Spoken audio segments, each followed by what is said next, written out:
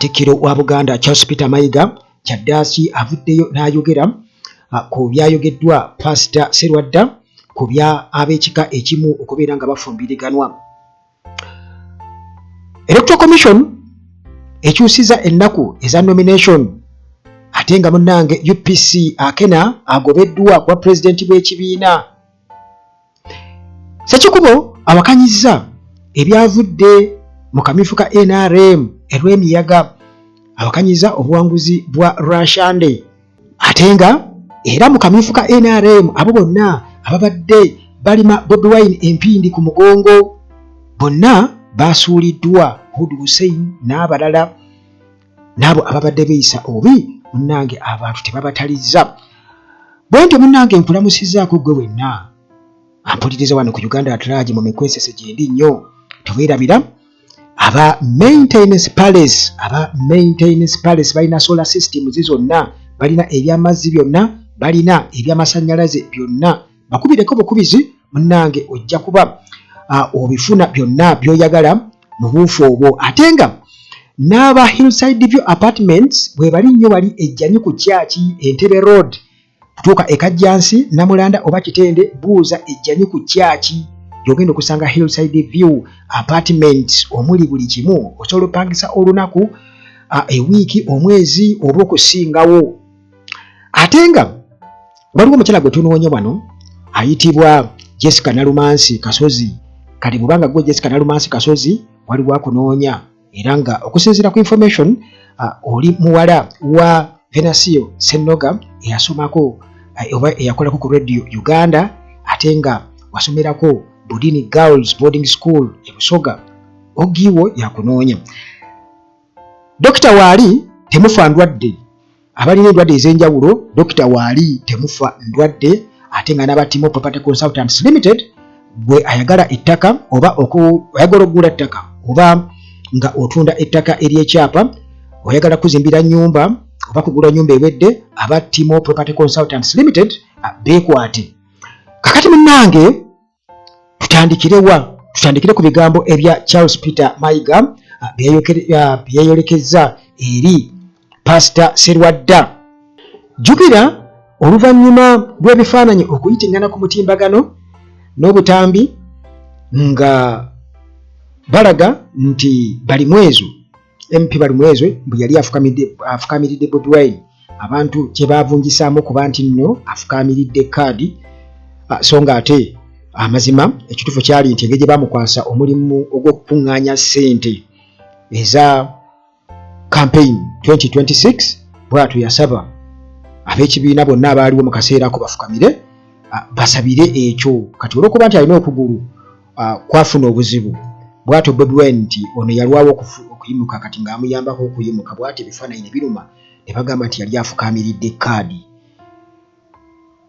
Mayiga y'omu ku abo abaabuukira era ne babeera nga bakyogerera nnyo. Kakati abantu bwe bati ne batandika okubeera nga bakompeyaringa okufukamira. Ye kyagamba nti abasajja tabasajja okufukamira abasajja bannaabwe n'ebirala, naye nga okusinziira ku byaliwo oba ku biriwo mu Uganda nga bagamba nti ebintu bingi nnyo bibaddewo wano mu Uganda nga bikwata ku Buganda butereevu, nga Mayiga empisa gye yali agamba nti eyinza okugenda ng'efa obuwangwa buyinza okugenda nga bufa singa ebintu ng'ebyo bibaawo ebyokufukamirira abasajja ne bafukamira abasajja bannaabwe oba abakazi okufukamira abakazi bannaabwe. Naye nga abantu bagamba nti tulabye abantu bangi nga bafukamira ne mu NRM tubalabye, naye ate nga ojjeko kufukamira waliwo ebintu bingi nnyo ebigenda maaso wano mu ggwanga byatayogerako. Kati nga ekya Pastor Sserwadda okwogera nti abasajja oba ab'ekika ekimu, abasajja n'abakyala nga muli bakika kimu, kageze mweddira nkima temusobola okufumbiriganwa, tewaliwo buzibu mu kyo, n'atabako kyakyogerako. Ekintu ekyo bwe kityo abantu bakitunuulira nti bwe mu kukiweeyinga oba mu kubigeraageranya nga bagamba kiriwo ekiyinza okusaanyaawo culture, kufukamirira omusajja ofukamira musajja munne, oba nga Buganda bika bya Buganda okubeera nga kati bawasaŋŋana nti ojja ogenda okwesanga nga Owengo awasizza Owengo, Ow'Engonge oba Ssekiwala awasizza Nakiwala. Abantu ne beewuunya nnyo. Naye kati munnange Charles Peter Mayiga ndowooza mu kubeera nga revisions ebintu nga bwe bigenda mu maaso agenda okulaba nga kino tayinza butakyogerako era n'avaayo n'agamba nti tosobola kuwasa clanmate okuleka mpozi munnange nga oliko ekikyamu ekyo n'akivumirira naye nga kiri too late oba oli awo okusinziira ku sipiidi gy'abuukira ate ensonga z'ebyobufuzi ekintu abantu kye beewuunya ekyo naye kyaddaaki avuddeyo n'akyogerako era n'akivumirirwa ekyayogerwa Pastor Sserwadda. Naye Pastor Sserwadda mu kwogera ekyo ndabye obufumbo bungi nnyo mu kyaki. Kwegamba obufumbo mu kyaki, ninako kyaki emu bwe nateranga okugenda ey'abalokole nga nkolerayo emirimu naye nga bayitayo abantu katugeze abasajja kati abasajja ne bayimirira eno abatali bafumbo abavubuka oba n'abakyala ne bayimirira tali bafumbo abasabira mu kyaki. Kakati omusajja n'agenda n'alondayo gw'asiimye. Kati bw'alondayo gw'asiimye omukyala n'akkiriza bababuulizaawo nti osiimye nsiimye. Kati ne bakola embaga ez'awamu abagole ne babagatta lumu at a specific date in future. Naye nagenda okutunuula kwegamba mu kunoonyereza nze ng'emyaka giyiseewo ebbanga nga tubuuza olumu tebawangala na myezi abamu kwegamba bufumbo buba just bwe butyo mu mbeera. Kati waliwo ejjinja nalabye ekintu ekifaanaganako bwe kityo kwegamba omukyalo omu baawe yagenda mu kkooti ng'asaba baawukane nga baakamala mu bufumbo emyaka 14 olw'enneeyisa y'omukyala gy'abadde nga gyayeyisaamu era omukyala n'akakasa nti kituufu tayagalangako musajja oyo teyamwagalako mu mutima gwe yamwekakaatikako bwekakaatisi olw'ebizibu kwegamba nga bw'onoogamba nti osanze omuntu olw'embeera n'omwagala ntolina kyakukola nti omusajja tamwagalangako yakkiriziganya kufumbirirwana naye olw'okuba nti munnange yali ayagala kubaako waasulwa na kufuna mmere kufuna kyakulya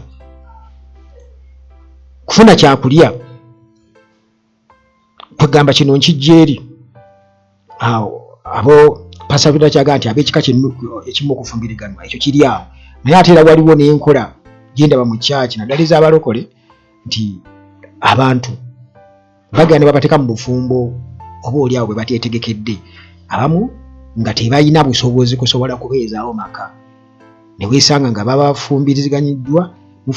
babafumbiriganyizza naye ng'ate weesanga omusajja talina gy'akola kwegamba ne babeera mu mbeera enzibu enyera okukakana ng'obufumbo bukoze eki buganye. Kakati yabadde kooti ejjinja high court bwetyo yakomekereza obufumbo bwa myaka 14 wakati w'omwami ayitibwa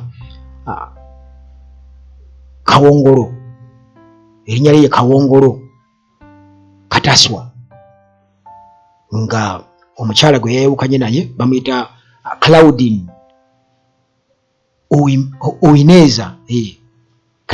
Owineza Munyarwanda. Oluvannyuma lw'omukyala okubeera nga munnange akakasa kooti nti okubeeraawo kwabwe tekwazimbirwa ku mukwano naye kwegamba yali desperate nga yeetaaga survival engeri yakubeerawo era weesanga nti bw'ogenda mu kyaki naddala ez'abalokole osangayo abantu bangi nnyo nga balina ebizibu era nga kwegamba embeera abamu eba yabakuba nnyo nga beetaaga kubudaabudibwa. Kati abantu abo nti oyinza okwesanga nga si mwetegefu ate kuyingira bufumbo kubanga oba oli awo nga n'ebizibu byalimu byaleetebwa bufumbo naye olw'okuba nti wano waliwo okumusabira ne bamukakasa nti ogenda funa omusajja wa amangu awo kyovula olaba nga waliwo n'abantu abamu kati nti bw'ofuluma wabweru awo ogenda funa omusajja. Bino nali mbirabyeko. Kati bambi omwana ono omuwala akuzeekuzeemu anoonya omusajja amuwasa bamugambye nti bw'ofuluma wabweru kati ate agenda ofuluma wabweru asanga bakatantaza babooda oba bonna abasajja bonna basanze nga bamusonseko obugambo. Kati ebiseera ebisinga obungi ye aba alowooza nti Katonda aleese omuntu oyo era weesanga ate babaggyeko ekya Julayina mu ngeri efaanaganako bwetyo. Kakati ono yagamba nti yafuna omusajja for survival era yali anoonya kyakulya nawe akusula. Obufumbo tebabatambulira bulungi yali n'akamu kubanga babadde mu maaso g'omulamuzi ayitibwa Lawrence Gidudu. Lawrence Gidudu ennaku zimwe zaali 14/25 July nga petition yateekebwayo oba okusaba okwa divorce okwateekebwayo Kawongolo 2022 mu mwaka 2022 okusala baakuwadde July nga 14/2025. Kati abaagalana bano nti baakola embaga May nga 14/2011 mu Kingdom Hall of Jehovah's Witnesses wali mu Jinja kiraba, era bwe batyo ne bazaala abaana basatu ate nga abaana babadde bakulu kubanga kuliko omwana omu ayitibwa Jeremiah wa myaka 13, Nehemiah wa myaka 11 ne Sheremiah wa myaka 9. Okusinziira ku records nti bano batandika okufuna obutakkaanya obw'amaanyi ennyo 2018. Owineza omukyala bw'atyo yava mu maka n'agenda mu ngeri y'okwekyanga mu maka ge mu bufumbo. Kakati mu kuwulira omusango omukyala ono yakkiriza nti kituufu yayenderanga mu bufumbo era n'akakasa n'okukakasa nti nno tayagalangako Kawongolo, tamwagalangako. Yategeezezza kkooti nti nno okusalawo okumufumbirwa nti yali asobedde okane mu kibira nga ayagala wakusula, ayagala basic needs naye nga tazirina. Kakati munange Kawongolo ajja azunga anoonya mukyala wakuwasa, kati bali mu church bali mu church. Olwo munange bakoze ku byaki ku by'okufumbiriganwa. Kakati omukyala ono Owineza era n'ayongera okubeera ng'akakasa nti yatuuka n'okuzaala omwana ebbali omusajja omulala ate nga mufumbe wa Kawongolo. Kitegeeza nti ku baana bano abasatu bayogerako Jeremiah, Nehemiah ne Sheremiah kuliko atali wa Kawongolo. Kuliko atali wa Kawongolo yamuzaala walala bali naye ng'ate ali mu ki mu bufumbo. Manyi kati ensonga zino ez'obufumbo nsonga nkulu nnyo, naddala enneesisinkano eyo oba okujubisibwa oba kibaita okujubisibwa. Mujubisa awe mutyo mugenda n'olondako gw'oyagala n'olonda, tomanyi oba olonze omusezi oba olonze akola atya. Oyinza ozokka mu buliri ekiro nga tomulaba ate ng'embaga yabaddewo. Jjukira nti wali babagamba temubako kye mukola okuleka mpozi nga mumaze okubeera nga mugattibwa empeta. Kakati olwo muganda wange ogenda okuwasa ekitambo, ogenda okuzukuka ng'asitamye ku buliri bw'ati akutunuulidde ali bute. Agamba obedda nkukenga ng'owooma ssupu onzonozuka nga wayase nga animal teriiko. Mwe muzannya n'okuzannya. Kakati munnange ono omukyala ng'amaze okubeera nga akakasa nga bwe yazaala omusajja omulala kugamba yigwe yali agala ndowooza kuba ono tamwagala naye ng'ate amuzaddemu n'abaana. Kale bw'atyo omulamuzi Gidudu yakizudde nti mubutuufu obujulizi obwaleeteddwa bwabadde bukakasa nti ddala kituufu petition eyateekebwayo mwami Kawongolo ng'ayagala baawukane esaanye okuteekebwamu ekitiibwa era nga tewali ngeri yonna gy'ayinza kubeera ng'akiziyizaamu. N'abalambika bulambisi ebyokukola awo saani bamukkiriza okubeera ng'asobola abaana basobola okumukyalirako kasita abeera nga bwe bakyala si maka ga musajja mulala bwe bityo n'okubeera nti tebaba fayininze nti kakati oludda luli tusasule luno kubanga nsonga zaaki za maka ate nga bonna babadde bakkaanyizza kituufu bakole ki baawukane mu mbeera efaanaganako bwetu. Kale kwegamba nga tukijja eri waggulu wa Pastor Sserwadda. Ekintu kino eky'obufumbo nakyo oyinza okwesanga nti ebiseera ebisinga obungi newankubadde nga basajja ba Katonda nga bwe babayita oba bwe tubayita nti oba mu ngeri yonna saagala kutyoboola naye ekituufu kiri nti ate omuntu waba akwesize obanga oli muntu alyowya emyoyo kubanga kituufu abantu babeera bagenzi nga balina ebizibu naye ate kati kiba kitegeeza nti oba osuubirwa okuba nti ogenda kuba mugezi nnyo mu nsalawo ne mu buli ky'oyogera.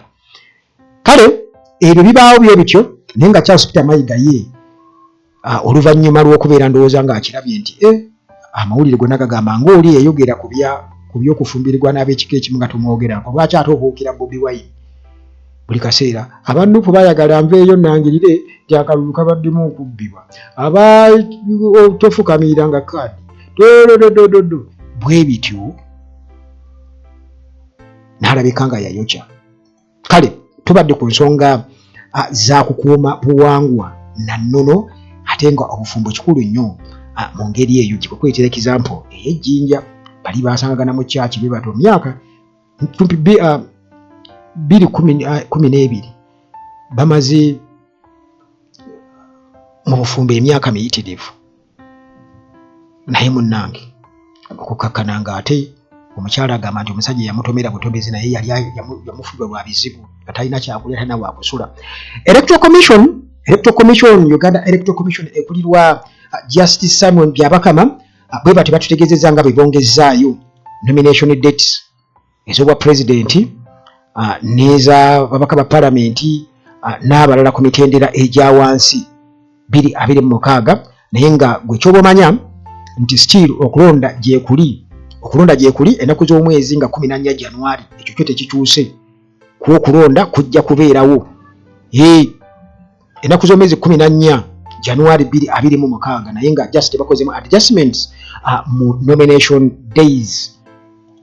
Tugenda mu kalulu 2026 muganda wange tetumanyi oba bamuge kyusa wano kubanga wano tujja kusobola okukola bwe tuti wano oba tetumanyi naye nga munnange bo bakozemu adjustments osobola okubeera nga obinoonya wonna obiri ku mutimbagano gwabwe official website eya Uganda Electoral Commission osobola okufuna okulambikibwa okutuufu okusingawo akawunzo n'akagga byonna ojja kubeera ng'obisanga eyo.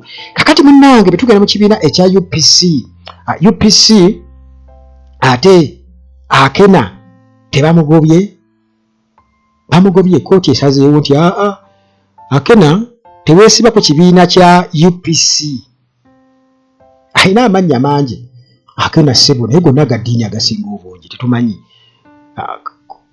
kubanga ye Jimmy James Michael Akena naye eryobote nga teririiwo yalibadde n'eryobote aliteekako okusinga okuyiteekako gano gonna Jimmy James Michael Akena Obote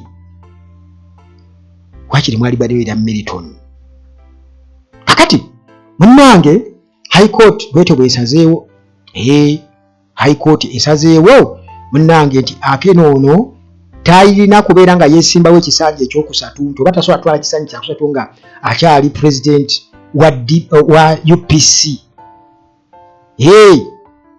era nti 2025 nomination ziri illegal nti okunominatingibwa kwe 2025 kumenya mateeka era muganda wange yandibadde oba oli awo yeewala ate legal consequences ezirina okubeera nga ate ziva mu ekyo. Kale ono mulamuzi Bernard Namanya yasaze olunaku lwabadde lwakutaano UPC Party Constitution bwekyo nga eteeka ekkomo oba erimitinga presidency oba president eteeka ku bisanja 2 byokka mu kibiina ekya UPC era nga munnange bano bagamba nti Akena naye kitegeeza nti constitution temutaliza era munnange kiba kitegeeza nti kino kiba kimujja mu lwokaano lwa 2026 kitegeeza nti awo talina kubeera nga munnange ate yeeyongerayo egap alina okugibuuka, alina okwesonyiwa n'abivaako, omulala najja. Kakati nomination eya Honorable Michael Akena eya official party presidency of Uganda's People's Congress UPC for the period 2025 to 2030 is illegal and therefore null and void. Justice Namanya bwatyo bwe yagambye. Kakati kooti era bwetyo neeragira side zombi okubeera nga ezibeeyalinga gundi zaazo kositi zaazo ze bataddemu mu musango guno, kubanga ekyo munnange kiba kikola ng'egye bali nti bannakibiina kimu okubeera nga ba promoting reconciliation nga bwe kiri mu article yaabwe eya 1026 akawairako 2D mu constitution ya Uganda ya UPC stating etya ku nsonga z'okubeera nga weesiba ku kisanja ekyokusatu. Munnange byonna ngenda kuba mbikubuulira. Kakati ensonga ey'omusango guno yavudde ku mwami ayitibwa Dennis Adim Enap, ono UPC member era nga y'omu ku abo abaagala oba pulezidenti w'ekibiina kino ekya UPC. Kati ono ategeeza nti okunominatingibwa kwa Akena kuno bwe kutokuyisa amaaso mu article ey'14 akawaayiro akasooka n'ako kusatu, akawaayiro akasooka ndoza ka subsection n'ako kusatu mu UPC constitution. Era nga article eno oba akawaayiro kano kalimitinga pulezidenti w'ekibiina okubeera nga afuga ebisanja ebibiri, ekisanja ng'afuga ebisanja ebisatu afuga bibiri byokka. Ekisanja ekyokusatu bakikukkiriza singa obeera katugeze ekisanja ekisooka nga bwe kiri nti twesimbawo mu kulonda okwawamu n'otawangula bwa president. Kati musanja ekyokubiri laba ate wawangula bwa president kiba kitegeeza nti awo constitution ate kukkiriza kisanja ekyokusatu, kubanga oba okyali president wa ggwanga, kubanga constitution y'eggwanga kitegeeza nti constitution ya UPC ebeera etambulira wamu ne constitution eri ey'E1995 nga tennakwatibwamu aba NRM okujjamu ekoma ku bisanja nga bo baali bakikoze nti ebisanja bibiri naye bwe bakulonda kuba president bisanja ekyokubiri kitegeeza nti osobola okubeera ng'okola ki, osobola okweyongerayo ekisanja. Okitegeera kubanga kino ekisanja kiba kimu n'ekyokubiri bakwalawo ekitegeeza osobola okufuna omukisa okufuga ebisanja ebisatu. Kitegeeza n'obwa president nabo basuubira okuba nti oba obuvuddeko obw'eggwanga, so si kuba nti ate bw'otuuka ku ntebe y'eggwanga ate n'ogyewaŋŋamyako ebisanja byo biweddeko ebibiri ate onoofuuka wankindo, n'ofuuka wankindo n'obeera nga ate kati agamba nkyali president n'okulanga okutoga nga gino Museveni bw'atoga mu buli kimu. Kale munnange kooti bwetu yakkaanyiza nti Enap nga bwe yakistatinga mu mpaaba ye nti Akena amaze okusaavinga taamu zize ebbiri, ebisanja bye bibiri biweddeko okuva 2015 paka 2020 n'ekya 2020 paka 2025 kiba kitegeeza nti atulabiddeko ddala. Naye Akena ayinza okukkiriza kubanga tetumanyi, naye kale katulinde tulabe muganda wange anti bagamba entebe ewooma. Yo Nuupu ekyagenda maaso n'okukuŋŋaanya ssente kati bali ku grassroots era kwegamba bagezaako kudda ku gurawundi okulaba nga banoonyeza ddala ssente okuva mu bantu, emukono bamaze dde okubeera nga bayitamu bwe batyo bagenda batambula eggwanga lyonna nga batuuka ku muntu owa wansi banoonya ssente za kusapootinga kibiina kya Nuupu mu kalulu campaign 2025-2026. Mu kibiina kya NRM Ssekikubo yawakanyiza ebyavudde mu kulonda, yawakanyiza obuwanguzi bwa Rashandi Ssekikubo incumbent member of parliament Reniyaga County yaganye results ezavudde mu primaries za NRM. Retired Brigadier General Emmanuel Rashande bwe yalangiriddwa nga omuwanguzi era official party flag bearer. owa NRM kakati ye Ssekikubo agamba nti okulonda kwabaddemu okubbira okw'amaanyi era tekwabaddemu mazima na bwenkanya yadde n'akamu era n'abaako n'okwemulugunya ku register jjukira nti wabaddewo n'okusomba abantu mu bitundu bingi era bwennyini aba NRM baatukakasizza nti wabaddewo okusomba abantu okubajja eno nga bw'eri enkola yaabwe eya bulijjo nga basomba batwala ku raalo. Naye kati osobola okukola ekintu okulumya munno n'otamanya nti akaze kagenda kukula naawe kugguka ennyini. Bulijjo basomba abantu nga babatwala kati ng'ekawempe North baasomba ne batwala ne batamanya nti ate nabo kigenda kubakosa bagenda kubasombera babaleetere mu primaries zaabwe. Bwe batyo muganda wange balina okubeera nga bafiira mu kazannyo kaabwe kennyini. Naye Ssekikubo yagamba nti ebyo byonna ebyalangiriddwa takkaanya nabyo era abantu bamuwadde amagezi nti engeri gyekiri lunange abantu bakyamwagala yandibadde yeesimbawo nga independent.